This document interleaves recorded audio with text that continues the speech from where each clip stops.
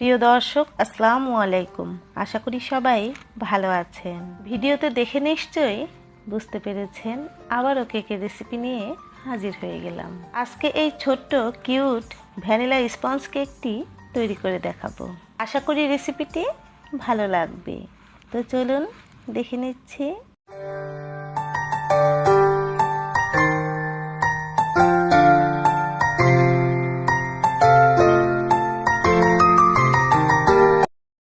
আমরা সবাই জানি কেক তৈরি করে নেওয়ার আগে প্রথমে এই শুকনো উপকরণ রেডি করে নিতে হবে। এখানে একটি চালনির মধ্যে নিয়ে নিচ্ছি 100 গ্রাম ময়দা।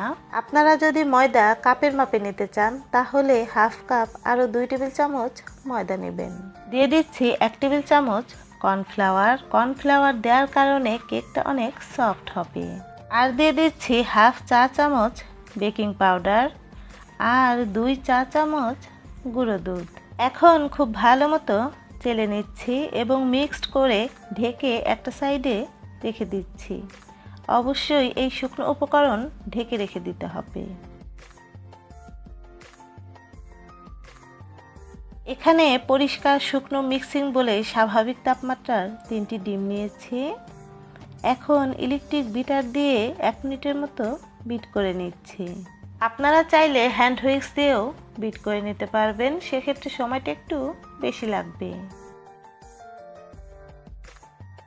1 মিনিট বিট করে নেওয়ার পর এখন দিয়ে দিচ্ছি চিনি।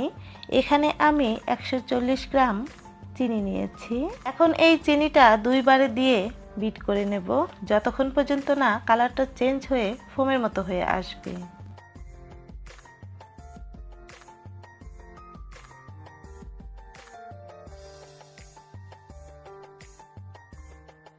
বিট করতে করতে একটা সময় দেখবেন ডিমের এই ম্যারাংটা কালারটা চেঞ্জ হয়ে এরকম ফোমের মতো হয়ে আসবে।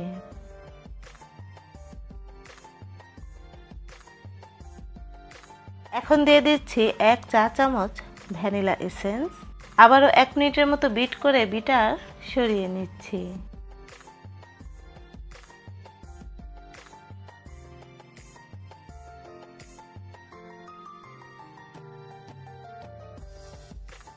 এখন দিয়ে দিচ্ছি রেগুলার রান্নার সয়াবিন তেল 2 টেবিল চামচ।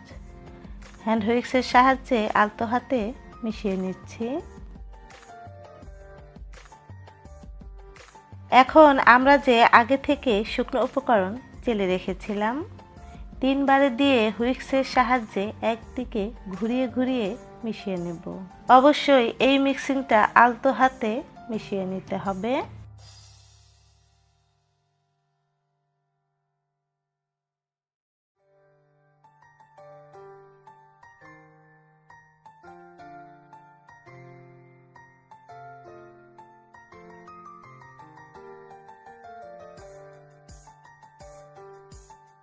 শুকনো উপকরণ দিয়ে মিশিয়ে নিয়েছি।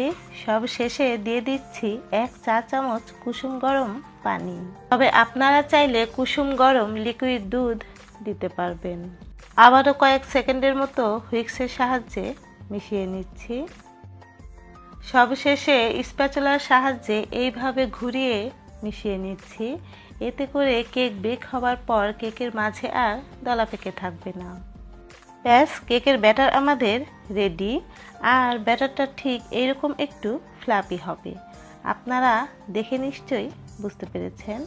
এখানে আমি 7 ইঞ্চির একটি রাউন্ড শেপের কেক প্যান নিয়েছি।